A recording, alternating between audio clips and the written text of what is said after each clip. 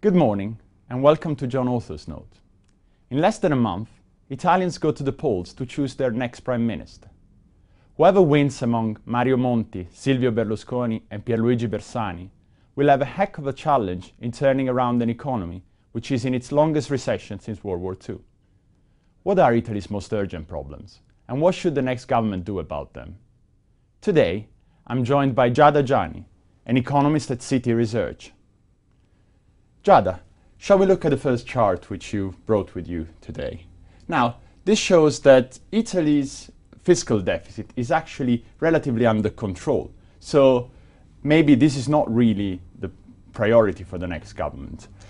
Well, sure. The point here is that really Italy fiscal deficit is not probably the main problem for Italy. Italy has moved from being one of the worst fiscal performers in the euro area at the end of the 80s and throughout the 90s, up to now, where it is where is displaying one of the smallest fiscal deficits across the euro area countries.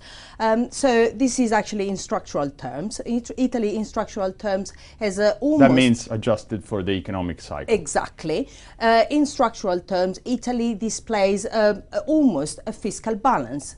That means that the pressure for the next government is probably not to be massive in terms of restraining further fiscal policy once all the measures that have been put in place so far will have their impact on the fiscal counts. No need for an extra round of austerity, really?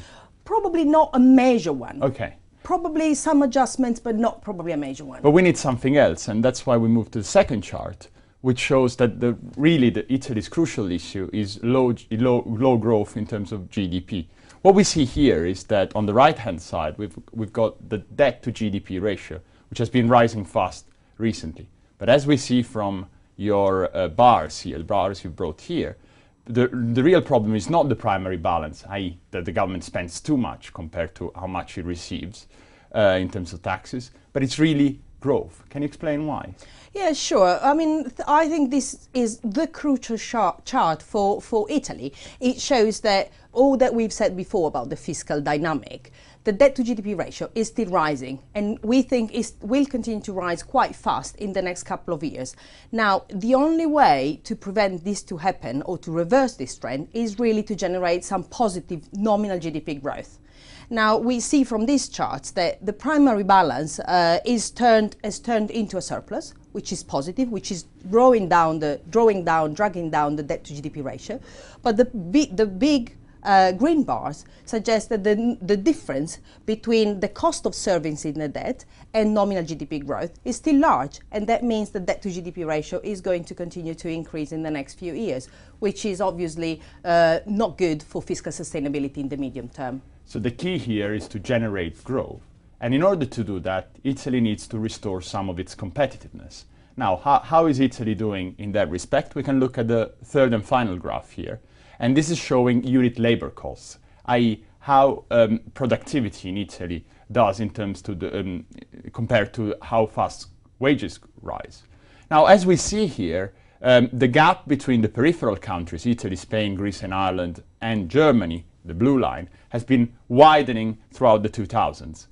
Now, some countries like Greece, Ireland and Spain are seeing their unit labor costs falling, but in Italy, they're still rising. Yeah. Now, is that a problem, and do you see this reversing in very soon?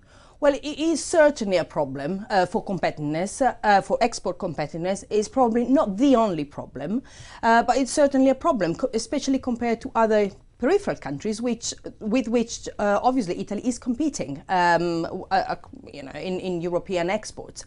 So unit labor costs in other countries falling, in Italy not yet falling, yet they've been increasing less, by far less compared to what they had been increasing in the previous 10 years, but yet they're not really adjusting as yet. I think a period of significant adjustment in unit labor costs is probably ahead of us. Thank you for being with us today, Giada. So perhaps no more austerity for Italians, but still a period of wage moderation. Good luck to the next Prime Minister. He will need it.